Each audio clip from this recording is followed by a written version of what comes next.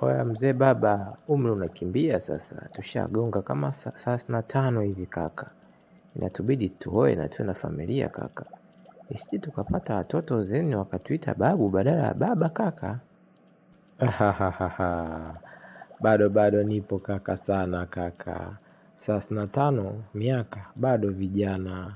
Kama unataka mtoto fyatua mtoto nje mapema. Ndoa itakuja baadaye. Ujua wanawake ni wengi lakini wake ni wachache kaka. Na hivi vipato vyetu kaka, wanawake wenyewe wanatamaa, wasije wakatusaliti kwenye ndoa bure.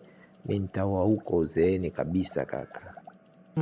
Kauli yako kama ina ukweli, lakini mimi na imani ndoa zimekuwa changamoto sababu tumeacha tamaduni zetu kuhusu ndoa. Na hili jinamizi la usasa linatutafuna sana kuhusu mahusiano na masuala ya ndoa. Okay, ngoja na mimi nisubiri wakati ukifika, nitaoa nisiumize kichwa bure.